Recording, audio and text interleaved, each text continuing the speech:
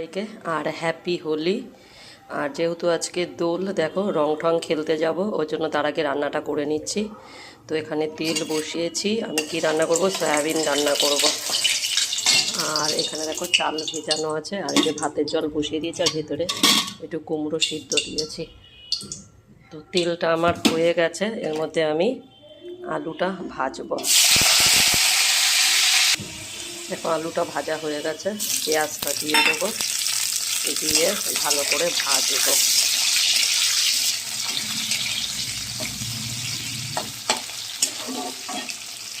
দেখো পেঁয়াজ আর আলু ভাজা ভাজা হয়ে গেছে, এবারে এর মধ্যে আমি সয়াবিনটা দেব, দিয়ে ভাজবো, একটু ভাজা ভাজা করব।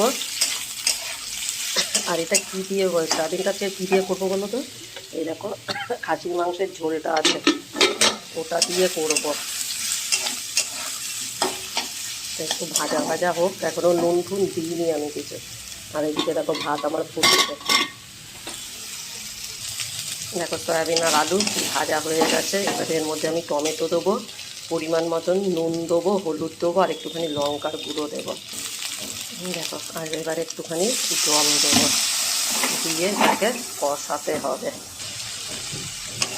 দেখো মশলাটা আমার কষানো হয়ে গেছে, আর এখানে দেখো ভাতও ফুটছে, ভাতটা নামাবো। আর এটা কষানো হয়ে গেছে, তো এর মধ্যে এখন আমি ঝোলটাকে দিয়ে দেবো, দিয়ে একটু জল দিয়ে দেবো। দেখো তরকারিটা আর একটু শুকাবো। আর এখানে দেখো ভাত আমি মার গালতে দিয়ে দিয়েছি।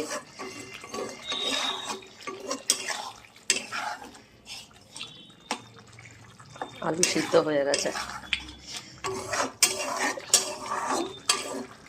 মাংসের ঝোল দিয়ে সয়াবিনের তরকারি কেমন লাগছে বন্ধুরা?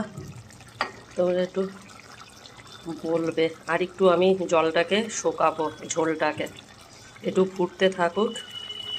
আর দোকানে যেতে হবে, ফোন এসেছে, ওর জন্য এখন আমি রেডি হব। এটা একটু ফুটতে থাকুক। দেখো বন্ধুরা, খাসির মাংসের ঝোল দিয়ে সয়াবিন আলুর তরকারি, আর মুখে দিয়ে দেখলাম দারুণ টেস্ট হয়েছে। তো আজকের ভিডিওটা তোমাদের কেমন লাগলো একটু লাইক কমেন্ট আর শেয়ার করো। দেখা হচ্ছে নেক্সট ভিডিওতে। টাটা বাই সবাইকে।